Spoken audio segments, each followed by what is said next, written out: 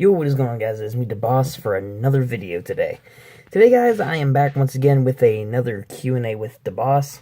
I've actually been wanting to do this Q&A for a little while now, so I decided, why not do it now?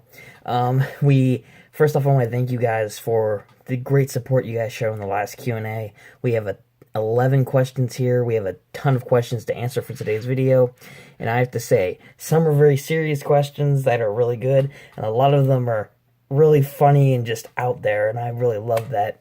Before I get into answering these questions, big shout out to Patrick Barrett and Apocalyptic Panda for the large majority of questions that they asked, especially you, Apocalyptic Panda, because you asked some of the most unique questions I've seen in a Q&A, so I appreciate your enthusiasm. Anyway, so let's get into today's questions. So, the first set of questions are going to come from Patrick Barrett. By the way, thank you for submitting those, by the way, Patrick. Good on you, man.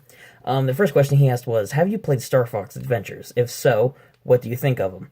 Honestly, I've heard of Star Fox, and I have seen friends of mine play them, but I've never personally played any Star Fox Adventure games. But in the future, I would actually love to actually try out the series, because I've heard that it's really good. Not as good as, like, from what I've heard, not as good as, like, classic video games like Spyro Crash, but it's in the video game genre, so it might be an interesting game for me to check out. So I'll check it out. The next question he asked was, what genre of video games are your least favorite? Honestly, I can't really think of a genre that I despise. I can tell you a type of game that I don't like: puzzle games. I'm sorry for all you Sudoku fans, crossword puzzle fans, whatever. Like, video games like puzzle games, like where you have to go and figure all that stuff out. If it's in something like a platformer like Crash Bandicoot, or if it's in a game like Assassin's Creed, where it's like stealth and things like that, I love puzzles. But like a normal puzzle game, like a console game or a computer game, no thank you. I will steer clear of those because I'm just not a big fan of them. They're kind of boring for me. Sorry. The next question Patrick asked was, what do you love about YouTube? This is kind of a generic question, but I think it's pretty obvious. I love doing YouTube to entertain you guys that ask the questions, you guys that watch the videos, that give me feedback, that enjoy my content, that I do it for you guys, the viewers. That's what I love about YouTube, entertaining you guys, making great videos, and just growing as a person, and obviously the channel on this website. That's absolutely what I love about doing this, and I couldn't be happier doing it. And the last question from Patrick comes, actually, it's an interesting one. What do you think of Screw Attack's death battles? Okay, Screw Attack death battles. I like the Screw Attack death battles. I think that a lot of great work goes into each of the death battles. I will be honest, some of the matchups, like the recent matchup they have coming up with the two wrestlers going at it, I'm not really into those, but I still watch them. I really love the death battles because they use interesting characters, they have great analysis into the stories, and then their powers and their abilities. I think they have fair matchups, even though you can't please everybody with, like, especially if you're a big fan of one character over the other. You can't please everybody. But I think that they're really fair in their evaluations based off of their powers, abilities, and I like the scenarios that they create during the battle sequences, like how they animate all that stuff. I think that's really, really interesting. So, I really like the Screw Attack death battles. Really, really cool stuff. And once again, thank you, Patrick, for submitting your questions. The next question we have comes from is that Biggle or Bigelow? I don't know. Bigelow Mountains. What a great question you came up with here, guy. I don't know where you got this from, but I said I wouldn't answer any questions, so here we go. Would you resort to prostitution to feed your family? Tell you what.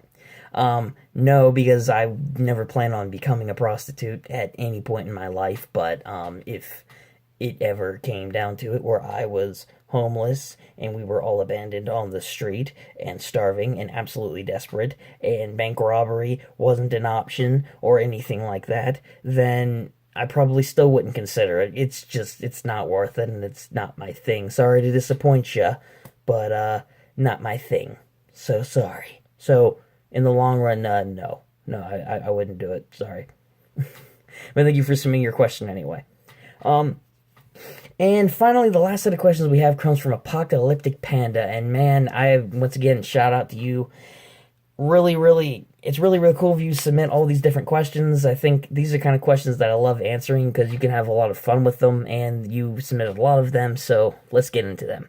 The first question he asked was, does Lightning McQueen have health insurance or car insurance? To be honest, I have no idea. He's a car, but he's alive. So I think in the long run, he would have both. Because in the Cars universe, he has car insurance because he's a car. But he probably has health insurance if he gets messed up. That's a good question. He's alive, so he would have health insurance, but he's a car, so would he have car insurance? I don't know. That's a good question. I don't know. Let me know what you guys think in the comments, because I tell you what, I think both. He should have both types of insurance, because Disney, they need to stop being cheap. They need to give him all the insurance that he needs, especially what happened in Cars 3. He probably had to have a lot of that. So, I'm going to go with both. The next question he asked, does Mike Wazowski blink or wink? I'm going to be honest here. He has one eye, so you would normally think that it would be a wink. You know, like, wink. But honestly, since he has one eye, I would just go with him blinking. Because, you know, he can't really wink. So, since he has one eye, I just go with him winking. I think that would be the normal way to play it. Next question is, why can you drink a drink but not food a food? Drinking a drink is an obvious thing. You pick up a cup and you just drink it. You know, it's normal standard stuff. Everyone knows how to do it. I don't think fooding a food's a thing. So, I don't know. I should invent that. Fooding a food. Okay, I'm trademarking that, guys. I'm going to pull a Fine Bros. We're going to trademark something. No one else is going to steal it. Fooding a food is mine. I'm putting a patent on it. No one else can steal it. You guys, haha, screw yourselves. It's mine. Take it or leave it. I'm patenting fooding a food. Whatever that means. And I'll somehow make money off of it. I don't know.